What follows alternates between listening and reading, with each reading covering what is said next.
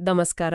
Share ಮಾರುಕಟ್ಟೆ ನೋಡ್ತಾ ಇದ್ರೆ ಆ ಗ್ರಾಫ್ ಮೇಲೆ ಕೆಳಗೆ ಹೋಗ್ತಾ ಇದ್ದ ಹಾಗೆ ನಮ್ಮ ಮನಸ್ಸಲ್ಲೂ ಒಂಥರ ಏರಿ ಇಳಿತ ಆಗುತ್ತೆ ಅಲ್ವಾ? ಹೌದು ಹೌದು. ಬೆಲೆ ಏರಿದಾಗ ಏನೋ ಖುಷಿ, ಉತ್ಸಾಹ, ಅದೇ ಕೆಳಗೆ ಬಂದ್ರೆ ಆತಂಕ, ಭಯ, ಇದು ಮನುಷ್ಯ ಸಹಜನೇ. ಆದ್ರೆ ಟ್ರೇಡಿಂಗ್ ವಿಷಯಕ್ಕೆ ಬಂದ್ರೆ ಈ ಭಾವನೆಗಳಿದೆಯಲ್ಲ, ಇವು ಕೆಲವೊಮ್ಮೆ ನಮ್ಮ ಲಾಜಿಕ್ಕನ್ನೇ ಪಕ್ಕಕ್ಕಿಟ್ಟು ನಮ್ಮ ನಿರ್ಧಾರಗಳನ್ನೇ ಕಂಟ್ರೋಲ್ ಮಾಡೋಕೆ ಶುರು ಮಾಡ್ಬಿಡ್ತಾವೆ. ಕರೆಕ್ಟ್. ಇವತ್ ನಾವು ಇದೇ ವಿಷಯದ ಬಗ್ಗೆ ಸ್ವಲ್ಪ ಆಳವಾಗಿ ಮಾತಾಡೋಣ ಅಂತ ಇದೀವಿ. ನಮ್ಮತ್ರ the emotional Indian traders mindset ಅನ್ನೋ ಒಂದು ಆಧಾರ ಸಾಮಗ್ರಿಯ ಕೆಲವು ಮುಖ್ಯ ಭಾಗಗಳಿವೆ. ಓಕೆ.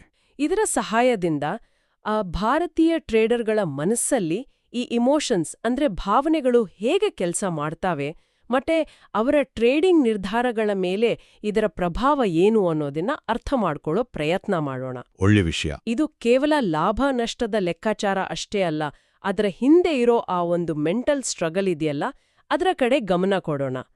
ಸರಿ, ಹಾಗಾದ್ರೆ ಶುರು ಮಾಡೋಣವಾ? ಖಂಡಿತ. ನೀವು ಹೇಳಿದ್ದು ತುಂಬಾ ಇಂಪಾರ್ಟೆಂಟ್ ಪಾಯಿಂಟ್. ಯಾಕಂದ್ರೆ ಟ್ರೇಡಿಂಗ್ ಅಂದ್ರೆ ಅದು ಬರೀ ನಂಬರ್ಸ್, ಚಾರ್ಟ್ಸ್, ಸ್ಟ್ರಾಟಜಿ ಅಷ್ಟೇ ಅಲ್ಲ. ಹೌದು. ಅದು ಬಹುಪಾಲು ಸೈಕಾಲಜಿ ಆಟನೂ ಹೌದು. ಈ ಮೂಲದಲ್ಲೂ ಅದನ್ನೇ ಒತ್ತಿ ಹೇಳಿದ್ದಾರೆ ಅನ್ಸುತ್ತೆ. ಆಕ್ಚುಲಿ ಒಬ್ಬ ಸಕ್ಸಸ್ಫುಲ್ ಟ್ರೇಡರ್ ಮತ್ತೆ ಫೇಲ್ ಆಗೋ ಟ್ರೇಡರ್ ಮಧ್ಯೆ ಇರೋ ದೊಡ್ಡ ವ್ಯತ್ಯಾಸಗಳಲ್ಲಿ ಒಂದು ಅಂದ್ರೆ ತಮ್ಮ ಭಾವನೆಗಳನ್ನ ಗುರ್ತಿಸಿ ಅದನ್ನ ಮ್ಯಾನೇಜ್ ಮಾಡೋ ಕೆಪಾಸಿಟಿ. ಓ ಹೌದಾ? ಇಲ್ಲಿ ಇನ್ನೊಂದು ಇಂಟ್ರೆಸ್ಟಿಂಗ್ ವಿಷಯ ಏನಂದ್ರೆ ಈ ಭಾವನಾತ್ಮಕ ಪ್ರತಿಕ್ರಿಯೆಗಳು ಕೇವಲ ಭಯ, ದುರಾಸೆ ಅಷ್ಟೇ ಅಲ್ಲ. ಮೂಲದಲ್ಲಿ ಹೇಳಿರೋ ಹಾಗೆ ಇದರ ಜೊತೆ ಬೇರೆ ಬೇರೆ ಕಾಗ್ನಿಟಿವ್ ಬಯಾಸಿಸ್ಗಳು ಅಂದ್ರೆ ನಮ್ಮ ಗ್ರಹಿಕೆಯಲ್ಲೇ ಇರುವ ಕೆಲವು ಪಕ್ಷಪಾತಗಳು ಕೂಡ ಸೇರ್ಕೊಂಡಿರ್ತವೆ. ಹೌದು, ಕರೆಕ್ಟ್.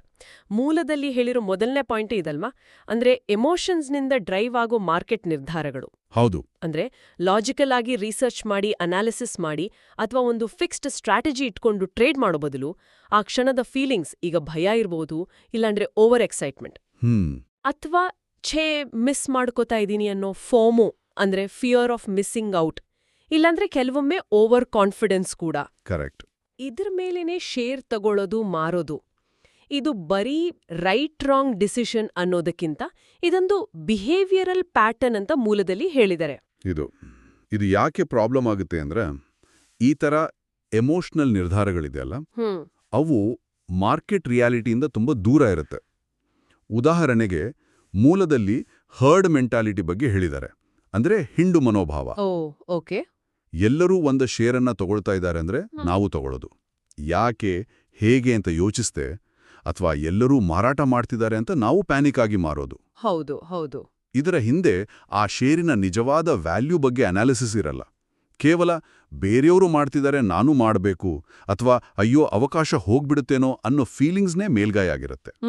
ಇದು ಆಕ್ಚುಲಿ ಮಾರ್ಕೆಟ್ ಬಬಲ್ಸ್ ಕ್ರಿಯೇಟ್ ಆಗೋಕೆ, ಆಮೇಲೆ ಅವು ಒಡೆದು ಹೋದಾಗ ದೊಡ್ಡ ಲಾಸಿಗೆ ಕಾರಣ ಆಗುತ್ತೆ. ಈ ಹರ್ಡ್ ಮೆಂಟಾಲಿಟಿ ಮತ್ತು ಫೋಮೋ ಹೇಗೆ ಕೆಲಸ ಮಾಡುತ್ತೆ ಅನ್ನೋದಕ್ಕೆ ಆ ಮೂಲದಲ್ಲಿ ರಿಲಯನ್ಸ್ ಇಂಡಸ್ಟ್ರೀಸ್ ಶೇರಿನ ಒಂಥರ ರಿಯಲ್ ಲೈಫ್ ತರ ಉದಾಹರಣೆ ಕೊಟ್ಟಿದ್ದಾರೆ. ಅದನ್ನ ಸ್ವಲ್ಪ ಡೀಟೇಲ್ ಆಗಿ ನೋಡೋಣವಾ? ಇದು ತುಂಬಾ ಜನರಿಗೆ ಕನೆಕ್ಟ್ ಆಗ್ಬೋದು ಅನ್ಸತ್ತೆ. ಖಂಡಿತ. ಮುಂದುವರಿಸಿ. ಆ ಉದಾಹರಣೆ ನೀವು ಹೇಳಿದ ಈ ಎಮೋಷನಲ್ ಸೈಕಲ್ನ ಚೆನ್ನಾಗಿ ತೋರಿಸುತ್ತೆ. ಸನ್ನಿವೇಶ ಈ ಥರ ಇದೆ. ಈಗ ರಿಲಯನ್ಸ್ ಇಂಡಸ್ಟ್ರೀಸ್ ಬಗ್ಗೆ ಏನೋ ಒಂದು ದೊಡ್ಡ ಪಾಸಿಟಿವ್ ನ್ಯೂಸ್ ಬಂತು ಅಂದ್ಕೊಳ್ಳಿ. ಬಹುಶಃ ಏನೋ ಹೊಸ ಬಿಸ್ನೆಸ್ ಅನೌನ್ಸ್ಮೆಂಟ್ ಇರಬಹುದು, ಅಥವಾ ಎಲ್ಲರೂ ಅಂದ್ಕೊಂಡಿದ್ದಕ್ಕಿಂತ ಒಳ್ಳೆ ರಿಸಲ್ಟ್ಸ್ ಬಂದಿರಬಹುದು. ಓಕೆ. ತಕ್ಷಣ ಏನಾಗುತ್ತೆ, ಆ ಶೇರಿನ ಬೆಲೆ ಫಾಸ್ಟ್ ಆಗಿ ಮೇಲೆ ಹೋಗಕ್ ಶುರುವಾಗತ್ತೆ. ಹೌದು. ಆಮೇಲೆ ಸೋಷಿಯಲ್ ಮೀಡಿಯಾ ನೋಡಿ, ನ್ಯೂಸ್ ಚಾನೆಲ್ ನೋಡಿ, ಫ್ರೆಂಡ್ಸ್ ವಾಟ್ಸ್ಆಪ್ ಗ್ರೂಪ್, ಎಲ್ಲ ಕಡೆ ಇದೇ ಮಾತು, ರಿಲಯನ್ಸ್ ಶೇರು ರಾಕೆಟ್ ಆಗಿದೆ ಅಂತ. ಕರೆಕ್ಟ್. ಇಲ್ಲಿಂದನೇ ಆ ಎಮೋಷನಲ್ ಗೇಮ್ ಸ್ಟಾರ್ಟ್ ಆಗೋದು. ಹೌದು. ಈ ಸುದ್ದಿ, ಈ ಚರ್ಚೆ ಎಲ್ಲ ನೋಡೋ ಒಬ್ಬ ಸಾಮಾನ್ಯ ಟ್ರೇಡರ್, ಅದರಲ್ಲೂ ಮೊದಲೇ ಆ ಶೇರ್ ತಗೊಂಡಿಲ್ಲ ಅಂದ್ರೆ ಅವರಿಗೆ ನಾನು ಒಂದು ದೊಡ್ಡ ಪ್ರಾಫಿಟ್ ಚಾನ್ಸ್ ಮಿಸ್ ಮಾಡ್ಕೋತಾ ಇದ್ದೀನಿ ಅಂತ ಫೀಲ್ ಆಗೋಕ್ ಶುರುವಾಗುತ್ತೆ. ಹೌದು. ಎಲ್ರೂ ಲಾಭ ಮಾಡ್ತಿದ್ದಾರೆ, ನಾನೊಬ್ಬನೇ ಹಿಂದುಳಿದಿದ್ದೀನಿ ಅನ್ನೋ ಭಾವನೆ, ಅಂದ್ರೆ ತೀವ್ರವಾದ ಫೋಮೋ, ಅದು ಅವನನ್ನ ಆವರಿಸ್ಕೊಳ್ಳುತ್ತೆ. ಸರಿಯಾಗಿ ಹೇಳಿದ್ರಿ. ಆಗ ಆ ವ್ಯಕ್ತಿ ಮೂಲದಲ್ಲಿ ಹೇಳಿದ ಹಾಗೆ ಆ ಶೇರಿನ ಫಂಡಮೆಂಟಲ್ಸ್ ಚೆಕ್ ಮಾಡಲ್ಲ. ಇಲ್ಲ. ಕಂಪನಿಯ ನಿಜವಾದ ಮೌಲ್ಯ ಎಷ್ಟು, ಈಗಿನ ಬೆಲೆ ಸರಿಯಿದ್ಯಾ, ಮಾರ್ಕೆಟ್ ಕಂಡೀಷನ್ ಹೇಗಿದೆ, ಲಾಂಗ್ ಟರ್ಮ್ ಟ್ರೆಂಡ್ ಏನು, ಈ ಯಾವ ಪ್ರಶ್ನೆಗಳು ತಲೆಗೆ ಬರಲ್ಲ. ಕೇವಲ ಆ ಕ್ಷಣದ ಹೈಪ್ ಮತ್ತೆ ಫೋಮೋದಿಂದಾಗಿ ಆಗ್ಲೇ ತುಂಬಾ ಜಾಸ್ತಿ ಆಗಿರೋ ಬಹುಶಃ ಓವರ್ ವ್ಯಾಲ್ಯೂಡ್ ಆಗಿರೋ ಪ್ರೈಸ್ನಲ್ಲಿ ಆ ಶೇರನ್ನ ದೊಡ್ಡ ಕ್ವಾಂಟಿಟಿಯಲ್ಲಿ ತಗೊಂಡ್ಬಿಡ್ತಾನೆ. ಕರೆಕ್ಟ್. ಇಲ್ಲಿ ಕೆಲವೊಮ್ಮೆ ಓವರ್ ಕಾನ್ಫಿಡೆನ್ಸ್ ಕೂಡ ಸೇರ್ಕೊಳ್ಳುತ್ತೆ. ನನಗೆ ಗೊತ್ತು ಇದು ಇನ್ನೂ ಮೇಲ್ ಹೋಗುತ್ತೆ ಅಂತ ಒಂದು ಇದಿರುತ್ತೆ. ಓ ಹೌದು. ಆಮೇಲೆ ಏನಾಗುತ್ತೆ ನೋಡಿ, ಕೆಲವು ದಿನಗಳು ಅಥವಾ ವಾರಗಳ ನಂತರ ಆ ಆರಂಭದ ಎಕ್ಸೈಟ್ಮೆಂಟ್ ಸ್ವಲ್ಪ ಕಡಿಮೆ ಆದ್ಮೇಲೆ ಅಥವಾ ಪ್ರಾಫಿಟ್ ಬುಕಿಂಗ್ ಶುರುವಾದಾಗ, ಅಂದ್ರೆ ಲಾಭ ಮಾಡಿದವರು ಶೇರ್ಸ್ ಮಾರೋಕ್ ಸ್ಟಾರ್ಟ್ ಮಾಡಿದಾಗ ಆ ಶೇರಿನ ಬೆಲೆ ಸ್ವಲ್ಪ ಕೆಳಗೆ ಬರೋಕೆ ಶುರುವಾಡುತ್ತೆ. ಇದು ಆಕ್ಚುಲಿ ಮಾರ್ಕೆಟ್ನಲ್ಲಿ ಒಂದು ನಾರ್ಮಲ್ ಪ್ರಾಸೆಸ್. ಆದರೆ ನಮ್ಮ ಇಮೋಷನಲ್ ಟ್ರೇಡರ್ಗೆ ಇದು ನಾರ್ಮಲ್ ಆಗಿ ಕಾಣಲ್ಲ. ಖಂಡಿತ ಇಲ್ಲ. ತಕ್ಷಣ ಭಯ ಶುರು. ಅಯ್ಯೋ, ತಪ್ಪು ಟೈಮಲ್ಲಿ ತಗೊಂಡ್ಬಿಟ್ಟೆನಾ, ಇದು ಇನ್ನೂ ಬಿದ್ದು ಹೋದ್ರೆ ನನ್ ಕಥೆ ಏನು ಅಂತ ಆತಂಕ. ಹೌದು. ಮೊದಲಿದ್ದ ಫೋಮೋ ಈಗ ಪ್ಯಾನಿಕ್ ಆಗಿ, ಅಂದ್ರೆ ತೀವ್ರವಾದ ಲಾಸ್ ಆಗೋ ಭಯವಾಗಿ ಬದಲಾಗತ್ತೆ. ಇಲ್ಲಿ ಲಾಸ್ ಅವರ್ಷನ್ ಅಂತ ಇನ್ನೊಂದು ಸೈಕಲಾಜಿಕಲ್ ಬಯಾಸ್ ಕೆಲಸ ಮಾಡುತ್ತೆ. ಓಕೆ. ಅಂದ್ರೆ ನಮ್ಗೆ ಲಾಭ ಬರೋ ಖುಷಿಗಿಂತ ನಷ್ಟ ಆಗೋ ನೋವು ಜಾಸ್ತಿ ಇಂಪ್ಯಾಕ್ಟ್ ಮಾಡುತ್ತೆ. ಹೌದು ಹೌದು. ಈ ನೋವಿನಿಂದ ತಪ್ಪಿಸ್ಕೊಳ್ಳೋಕೆ ಆ ಟ್ರೇಡರ್ ಲಾಜಿಕಲ್ ಆಗಿ ಯೋಚನೆ ಮಾಡೋದೇನೆ ನಿಲ್ಲಿಸ್ಬಿಡ್ತಾನೆ. ಸ್ವಲ್ಪ ವೇಟ್ ಮಾಡೋಣ ಮತ್ತೆ ಮೇಲ್ ಹೋಗ್ಬೋದು ಅಂತ ಅನಲೈಸ್ ಮಾಡೋ ಬದಲು ಇನ್ನಷ್ಟು ಲಾಸ್ ಆಗೋ ಮುಂಚೆ ಈಗಲೇ ಹೊರಗೆ ಬಂದ್ಬಿಡೋಣ ಅಂತ ಡಿಸೈಡ್ ಮಾಡಿ ತಾನು ತಗೊಂಡಿದ್ದ ಬೆಲೆಗಿಂತ ಕಡಿಮೆ ಬೆಲೆಗೆ, ಅಂದ್ರೆ ಲಾಸ್ನಲ್ಲಿ ಆ ಶೇರನ್ನ ಮಾರ್ಬಿಡ್ತಾನೆ. ಸೊ ಕ್ಲಾಸಿಕ್ ಮಿಸ್ಟೇಕ್, ಹೈ ಪ್ರೈಸ್ಗೆ ಬೈ ಮಾಡಿ ಲೋ ಪ್ರೈಸ್ಗೆ ಸೇಲ್ ಮಾಡೋದು. ಎಕ್ಸಾಕ್ಟ್ಲಿ. ಇದನ್ನ ದೊಡ್ಡ ಚಿತ್ರಣಕ್ಕೆ ಜೋಡಿಸಿದ್ರೆ ಈ ಉದಾಹರಣೆ ಬರೀ ಫೋಮೋ ಮತ್ತೆ ಭಯದ ಕಥೆ ಅಷ್ಟೇ ಅಲ್ಲ ಅಲ್ವಾ? ಅಲ್ಲವೇ ಅಲ್ಲ. ಇದರಲ್ಲಿ ನೀವ್ ಹೇಳಿದ ಹಾಗೆ heard mentality, over confidence, confirmation bias, ಅಂದ್ರೆ ತನಗೆ ಸರಿ ಅನ್ನಿಸಿದ್ದನ್ನೇ ಸಪೋರ್ಟ್ ಮಾಡೋ ಮಾಹಿತಿ ಹುಡ್ಕೋದು. ಹೌದು. ಮತ್ತೆ ಲಾಸ್ ಅವರ್ಷನ್, ಹೀಗೆ ಎಷ್ಟೊಂದು ಇಮೋಷನಲ್, ಸೈಕಲಾಜಿಕಲ್ ಫ್ಯಾಕ್ಟರ್ಸ್ ಒಂದ್ರ ಹಿಂದೆ ಒಂದಿದೆ. ಹೌದು. ಮೂಲ ಸಾಮಗ್ರಿಯಲ್ಲಿ ಇದನ್ನೇ ಸ್ಟ್ರೆಸ್ ಮಾಡಿರೋದು. ಇಮೋಷನಲ್ ಟ್ರೇಡಿಂಗ್ ಅನ್ನೋದು ಒಂದು ಕಾಂಪ್ಲೆಕ್ಸ್ ಸೈಕಲಾಜಿಕಲ್ ಪ್ರಾಸೆಸ್. ಮತ್ತು ಈ ಪ್ಯಾಟರ್ನ್ ಇದು ಕೇವಲ ರಿಲಯನ್ಸ್ನಂತಹ ದೊಡ್ಡ ಷೇರುಗಳಿಗೆ ಮಾತ್ರ ಸೀಮಿತ ಅಲ್ಲ. ಓಕೆ. ಮೂಲದಲ್ಲಿ ಹೇಳಿರೋ ಹಾಗೆ ಇದು ಜಾಸ್ತಿ ವಾಲಟೈಲ್ ಆಗಿರೋ, ಅಂದ್ರೆ ತುಂಬಾ ಏರಿಳಿತ ಇರೋ ಮಿಡ್ ಕ್ಯಾಪ್, ಸ್ಮಾಲ್ ಕ್ಯಾಪ್ ಷೇರುಗಳಲ್ಲಿ, ಹೌದು, ಅಥವಾ ಇತ್ತೀಚೆಗೆ ಜಾಸ್ತಿ ಟ್ರೆಂಡಿಂಗ್ನಲ್ಲಿರೋ ಥೀಮ್ಯಾಟಿಕ್ ಸ್ಟಾಕ್ಸ್ ಅಂತಾರಲ್ಲ, ಅಲ್ಲೆಲ್ಲ ಇನ್ನೂ ಜಾಸ್ತಿ ಕಾಣಿಸುತ್ತೆ.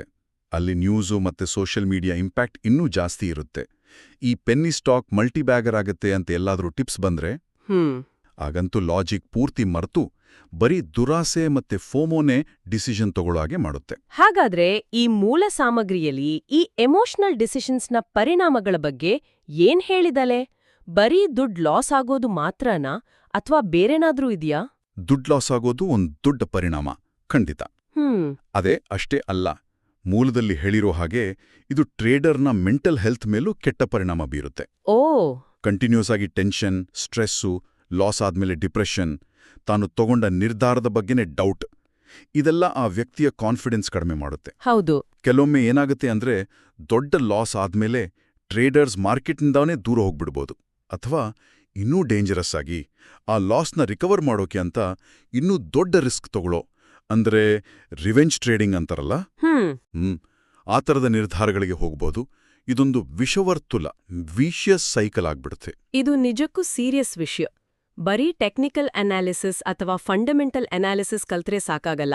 ಈ ಇಮೋಷನಲ್ ಭಾಗವನ್ನ ನಿಭಾಯಿಸೋದನ್ನ ಕಲಿಯೋದು ಅಷ್ಟೇ ಇಂಪಾರ್ಟೆಂಟ್ ಅನ್ಸುತ್ತೆ. ಖಂಡಿತವಾಗಿ. ಮೂಲದಲ್ಲಿ ಇದ್ರ ಬಗ್ಗೆ ಏನಾದ್ರೂ ಗೈಡೆನ್ಸ್ ಇದೆಯಾ? ಅಂದ್ರೆ ಈ ಇಮೋಷನಲ್ ಡಿಸಿಪ್ಲಿನ್ ಬೆಳೆಸ್ಕೊಳ್ಳೋದು ಹೇಗೆ ಅಂತ? ಹೌದು, ಅದ್ರ ಬಗ್ಗೆ ಕೂಡ ಸ್ವಲ್ಪ ಚರ್ಚೆ ಇದೆ. ಆದ್ರೆ ಇದನ್ನ ಮಾಡಿ ಇದನ್ನ ಮಾಡಬೇಡಿ ಅನ್ನೋ ಲಿಸ್ಟ್ ಕೊಡೋದಕ್ಕಿಂತ ಹೆಚ್ಚಾಗಿ ಕೆಲವು ಬೇಸಿಕ್ ಪ್ರಿನ್ಸಿಪಲ್ಸ್ ಹೇಳಿದ್ದಾರೆ. ಓಕೆ. ಅದರಲ್ಲಿ ಮೊದಲನೇದು ಮತ್ತೆ ಮೋಸ್ಟ್ ಇಂಪಾರ್ಟೆಂಟ್ ಅಂದ್ರೆ ಸೆಲ್ಫ್ ಅವೇರ್ನೆಸ್, ಸ್ವಯಂ ಅರಿವು. ಹೌದು. ಅಂದ್ರೆ ಒಬ್ಬ ಟ್ರೇಡರ್ ಆಗಿ ತನ್ನ ಇಮೋಷನಲ್ ಟ್ರಿಗರ್ಸ್ ಯಾವುದು, ಯಾವ ಸಂದರ್ಭದಲ್ಲಿ ತಾನು ಫೋಮೋಗೊಳಗಾಗ್ತಾನೆ, ಯಾವಾಗ ಭಯ ಜಾಸ್ತಿ ಆಗತ್ತೆ, ಯಾವಾಗ ಓವರ್ ಕಾನ್ಫಿಡೆನ್ಸ್ ಬಂದು ತಪ್ಪು ಮಾಡ್ತೀನಿ, ಇದರ ಬಗ್ಗೆ ಪ್ರಾಮಾಣಿಕವಾಗಿ ಅರ್ಥ ಮಾಡ್ಕೊಳ್ಳೋದು ಮೊದಲನೇ ಸ್ಟೆಪ್. ತಮ್ಮ ಭಾವನೆಗಳನ್ನ ಗುರ್ತಿಸೋದು. ಇದು ಹೇಳೋಕೆ ಈಸಿ ಇರ್ಬೋದು, ಆದ್ರೆ ಮಾಡೋಕೆ ಕಷ್ಟ ಅಲ್ವಾ? ನಿಜ. ಅದಕ್ಕೆ ಪ್ರಾಕ್ಟೀಸ್ ಬೇಕು. ಮೂಲದಲ್ಲಿ ಹೇಳಿರೋ ಒಂದು ಟೆಕ್ನಿಕ್ ಅಂದ್ರೆ ಟ್ರೇಡಿಂಗ್ ಜರ್ನಲ್ ಮೇಂಟೈನ್ ಮಾಡೋದು. ಓ, ಜರ್ನಲ್? ಹೌದು. ಅಂದ್ರೆ ಪ್ರತಿ ಟ್ರೇಡ್ ಮಾಡಿದಾಗ ಬರೀ ಶೇರ್ ಹೆಸರು, ಪ್ರೈಸ್, ಡೇಟ್ ಬರೆಯೋದು ಅಷ್ಟೇ ಅಲ್ಲ. ಆ ನಿರ್ಧಾರ ತಗೊಳ್ಳುವಾಗ ತನ್ನ ಮನಸ್ಥಿತಿ ಹೇಗಿತ್ತು, ಯಾವ ಎಮೋಷನ್ ಡಾಮಿನೆಂಟ್ ಆಗಿತ್ತು, ಯಾಕೆ ಆ ನಿರ್ಧಾರ ತಗೊಂಡೆ, ಇದನ್ನು ಕೂಡ ಪ್ರಾಮಾಣಿಕವಾಗಿ ಬರ್ದಿರೋದು. ಆಮೇಲೆ ಸ್ವಲ್ಪ ಟೈಮ್ ಆದ್ಮೇಲೆ ಅದನ್ನ ನೋಡಿ ಅನಲೈಸ್ ಮಾಡಿದಾಗ ತನ್ನ ಎಮೋಷನಲ್ ಬಿಹೇವಿಯರ್ ಪ್ಯಾಟರ್ನ್ಸ್ ಕ್ಲಿಯರಾಗಿ ಕಾಣಿಸುತ್ತೆ. ಇದು ಒಳ್ಳೆ ಐಡಿಯಾ. ತನ್ನ ತಪ್ಪುಗಳಿಂದಾನೇ ಕಲಿಯೋಕೆ ಹೆಲ್ಪ್ ಆಗುತ್ತೆ. ಹೌದು. ಇನ್ನು ಬೇರೆ ಟೆಕ್ನಿಕ್ಸ್ ಬಗ್ಗೆ ಏನಾದ್ರೂ ಹೇಳಿದ್ದಾರಾ? ಇನ್ನೊಂದು ಇಂಪಾರ್ಟೆಂಟ್ ಪಾಯಿಂಟ್ ಅಂದ್ರೆ ಒಂದು ಪ್ರೀ ಡಿಫೈನ್ಡ್ ಟ್ರೇಡಿಂಗ್ ಪ್ಲಾನ್ ಮತ್ತೆ ರೂಲ್ಸ್ ಇಟ್ಕೊಡೋದು. ಅಂದ್ರೆ ಮೊದಲೇ ಪ್ಲಾನ್ ಮಾಡೋದು. ಹೌದು. ಒಂದು ಶೇರ್ ತಗೊಳ್ಳೋ ಮುಂಚೆನೇ ಯಾವ ಪ್ರೈಸಲ್ಲಿ ಎಂಟ್ರಿ, ಟಾರ್ಗೆಟ್ ಪ್ರೈಸ್ ಎಷ್ಟು, ಒಂದು ವೇಳೆ ಕೆಳಗೆ ಬಂದ್ರೆ ಎಷ್ಟು ಲಾಸ್ ತಡ್ಕೋಬೋದು ಅಂದ್ರೆ ಸ್ಟಾಪ್ ಲಾಸ್ ಲೆವೆಲ್ ಯಾವುದು, ಇದನ್ನೆಲ್ಲ ಕ್ಲಿಯರಾಗಿ ಡಿಸೈಡ್ ಮಾಡ್ಕೊಳ್ಳೋದು. ಮತ್ತು ತುಂಬಾ ಮುಖ್ಯವಾಗಿ ಈ ರೂಲ್ಸ್ನ ಸ್ಟ್ರಿಕ್ಟಾಗಿ ಫಾಲೋ ಮಾಡೋದು. ಯಾವಾಗ ಎಮೋಷನ್ಸ್ ಜಾಸ್ತಿ ಆಗುತ್ತೋ ಆಗ ಈ ಮೊದಲೇ ರೆಡಿ ಮಾಡಿರೋ ರೂಲ್ಸ್ ಲಾಜಿಕಲ್ ಆಗಿರೋಕೆ ಹೆಲ್ಪ್ ಮಾಡುತ್ತೆ. ಅಂದ್ರೆ ಭಾವನೆಗಳ ಅಲೆ ಜೋರಾದಾಗ ಈ ರೂಲ್ಸ್ ಒಂದು ಆಂಕರ್ ತರ ಕೆಲ್ಸ ಮಾಡುತ್ತೆ ಅಲ್ವಾ? ಹೌದು, ಕರೆಕ್ಟಾಗಿ ಹೇಳಿದ್ರಿ. ಎಮೋಷನ್ಸ್ ಮೇಲೆ ಪೂರ್ತಿ ಕಂಟ್ರೋಲ್ ಸಾಧಿಸೋದು ಬಹುಶಃ ಸಾಧ್ಯ ಇಲ್ಲ. ಆದ್ರೆ ಅವು ನಮ್ಮ ನಿರ್ಧಾರಗಳನ್ನ ಹೈಜಾಕ್ ಮಾಡದಾಗ ತಡೆಯೋಕೆ ಈ ರೂಲ್ಸ್, ಈ ಫ್ರೇಮ್ವರ್ಕ್ ಹೆಲ್ಪ್ ಮಾಡುತ್ತೆ. ಮೂಲದಲ್ಲಿ ಇನ್ನೊಂದು ಪಾಯಿಂಟ್ ಕೂಡ ಇದೆ, ಮಾರ್ಕೆಟಿಂದ ಸ್ವಲ್ಪ ಡಿಸ್ಟೆನ್ಸ್ ಮೇಂಟೈನ್ ಮಾಡೋದು. ಓಕೆ. ಅಂದ್ರೆ ಪ್ರತಿ ಕ್ಷಣ ಪ್ರೈಸ್ ನೋಡ್ತಾ, ಪ್ರತಿ ನ್ಯೂಸ್ಗೆ ತಕ್ಷಣ ರಿಯಾಕ್ಟ್ ಮಾಡ್ತಾ ಇರೋ ಬದಲು ಸ್ವಲ್ಪ ಗ್ಯಾಪ್ ಕೊಡೋದು. ಇದು ಎಮೋಷನಲ್ ಪ್ರೆಷರ್ ಕಡಿಮೆ ಮಾಡೋಕೆ ಹೆಲ್ಪ್ ಆಗುತ್ತೆ. ಹಾಗಾದ್ರೆ ಇದೆಲ್ಲದರ ಒಟ್ಟು ಸಾರಾಂಶ ಏನು? ಈ ಚರ್ಚೆಯಿಂದ ನಾವು ತಗೋಬಹುದಾದ ಮುಖ್ಯವಾದ ವಿಷಯ ಏನು? ಬಹುಶಃ ಭಾರತೀಯ ಟ್ರೇಡರ್ನ ಮನಸ್ಥಿತಿಯಲ್ಲಿ ಭಾವನೆಗಳು, ಅದು ಫೋಮೋ, ಭಯ, ಹರ್ಡ್ ಮೆಂಟಾಲಿಟಿ, ಓವರ್ ಕಾನ್ಫಿಡೆನ್ಸ್ ಯಾವುದೇ ಇರ್ಲಿ, ತುಂಬಾ ಸ್ಟ್ರಾಂಗ್ ಫೋರ್ಸಸ್. ಖಂಡಿತ. ಇವುಗಳನ್ನ ಗುರುತಿಸದೆ ಮ್ಯಾನೇಜ್ ಮಾಡೋಕೆ ಟಲಿದೆ ಬರೀ ಟೆಕ್ನಿಕಲ್ ನಾಲೆಜಿಂದ ಸಕ್ಸಸ್ ಆಗೋದು ಕಷ್ಟ. So self awareness, disciplined planning, rules follow ಮಾಡೋದು ಇವೆಲ್ಲ ಬರೀ ಆಪ್ಷನ್ಸ್ ಅಲ್ಲ, ಲಾಂಗ್ ಟರ್ಮ್ ಸಕ್ಸಸ್ಗೆ ಬೇಕೇ ಬೇಕಾದ ವಿಷಯಗಳು ಅನ್ಬೋಧಾ? 100% ಸತ್ಯ. ಇದು ಒಂಥರ ನಿನ್ನನ್ನು ನೀನು ತಿಳಿ ಅನ್ನೋ ತತ್ವ ಇದೆಯಲ್ಲ, ಅದರದ್ದೇ ಎಕ್ಸ್ಟೆನ್ಷನ್ ಇದ್ದ ಹಾಗೆ. ಮಾರ್ಕೆಟ್ನ ಅರ್ಥ ಮಾಡ್ಕೊಳ್ಳೋದು ಎಷ್ಟು ಮುಖ್ಯವೋ ಅಷ್ಟೇ ಮುಖ್ಯ ತನ್ನನ್ನ ತಾನೂ, ತನ್ನ ಇಮೋಷನಲ್ ರಿಯಾಕ್ಷನ್ಸ್ನ ಅರ್ಥ ಮಾಡ್ಕೊಳ್ಳೋದು. ಮೂಲದಲ್ಲಿ ಹೇಳೋ ಹಾಗೆ ಒಬ್ಬ ಸಕ್ಸಸ್ಫುಲ್ ಟ್ರೇಡರ್ ಇಮೋಷನ್ಸ್ ಇಂದವನಲ್ಲ. ಓಕೆ. ಆದರೆ ಅವನು ತನ್ನ ಇಮೋಷನ್ಸ್ ಮೇಲೆ ಕಂಟ್ರೋಲ್ ಸಾಧಿಸಿರ್ತಾನೆ, ಅವುಗಳನ್ನ ತನ್ನ ಅನುಕೂಲಕ್ಕೆ ಬಳಸ್ಕೊಳ್ಳೋಕೆ ಕಲ್ತಿರ್ತಾನೆ, ಅಥವಾ ಅಟ್ಲೀಸ್ಟ್ ಅದರಿಂದ ಆಗೋ ಡ್ಯಾಮೇಜ್ನ ಲಿಮಿಟ್ ಮಾಡೋಕೆ ಸಿಸ್ಟಮ್ಸ್ ಇಟ್ಕೊಂಡಿರ್ತಾನೆ. ಇದೊಂದು ಕಂಟಿನ್ಯೂಸ್ ಲರ್ನಿಂಗ್ ಪ್ರೋಸೆಸ್. ಇದು ಬರೀ ಟ್ರೇಡಿಂಗ್ಗೆ ಮಾತ್ರ ಅಲ್ಲ, ಲೈಫ್ನ ಬೇರೆ ಆಸ್ಪೆಕ್ಟ್ಸ್ಗೂ ಅಪ್ಲೈ ಆಗೋ ಪಾಠದ ತರ ಇದೆ. ಸರಿ, ಈ ಒಂದು ಆಳವಾದ ಚರ್ಚೆಯ ಕೊನೆಯಲ್ಲಿ ನಮ್ಮ ಕೇಳುಗರಿಗೆ ಒಂದು ಯೋಚನೆ ಮಾಡೋಕೆ ಒಂದು ವಿಷಯ ಬಿಟ್ಟೋಗೋಣ. ಖಂಡಿತ. ಮೂಲದಲ್ಲಿ ನಾವು ಮಾತಾಡಿದ ಹಾಗೆ ಎಮೋಷನ್ಸ್ ಇಷ್ಟು ಸ್ಟ್ರಾಂಗ್ ಆಗಿರ್ಬೇಕಾದ್ರೆ ಮತ್ತೆ ಅವುಗಳನ್ನ ಪೂರ್ತಿಯಾಗಿ ತೆಗೆಯೋಕೆ ಆಗದೇ ಇರಬೇಕಾದ್ರೆ ಒಬ್ಬ ಟ್ರೇಡರ್ ತುಂಬಾ ಎಮೋಷನಲ್ ಸ್ಟೇಟ್ನಲ್ಲಿದ್ದಾಗ, ಉದಾಹರಣೆಗೆ ಮಾರ್ಕೆಟ್ ಬೀಳ್ತಾ ಇದ್ದಾಗ ಸಿಕ್ಕಾಪಟ್ಟೆ ಭಯ ಆಗಿದ್ದಾಗ, ಅಥವಾ ಒಂದು ಷೇರು ಸತತವಾಗಿ ಏರ್ತಾ ಇದ್ದಾಗ ತೀವ್ರವಾದ ಫೋಮೋ ಬಂದಾಗ, ತಕ್ಷಣಕ್ಕೆ ಹೋಗಿ ಬೈ ಅಥವಾ ಸೆಲ್ ಬಟನ್ ಪ್ರೆಸ್ ಮಾಡೋ ಮುಂಚೆ ತನ್ನನ್ನು ತಾನು ಒಂದು ಕ್ಷಣ ತಡೆದು ಲಾಜಿಕಲ್ ಆಗಿ ಯೋಚನೆ ಮಾಡೋಕೆ ಹೆಲ್ಪ್ ಆಗೋ ಹಾಗೆ ಯಾವೊಂದು ಸಿಂಪಲ್ ಆದ್ರೂ ಎಫೆಕ್ಟಿವ್ ಆದ ಮೆಂಟಲ್ ಚೆಕ್ ಅಥವಾ ಪ್ರಶ್ನೆಯನ್ನ ತನಗೆ ತಾನೇ ಕೇಳ್ಕೋಬಹುದು. ಆ ಒಂದು ಕ್ಷಣದ ಪಾಸ್, ಆ ಒಂದು ಪ್ರಶ್ನೆ ಬಹುಶಃ ದೊಡ್ಡ ತಪ್ಪನ್ನ ತಪ್ಪಿಸ್ಬೋದೇನೋ. ಇದ್ರ ಬಗ್ಗೆ ಯೋಚನೆ ಮಾಡೋಕೆ ಇದೊಂದು ಒಳ್ಳೆ ಸ್ಟಾರ್ಟಿಂಗ್ ಪಾಯಿಂಟ್ ಅನ್ಸುತ್ತೆ.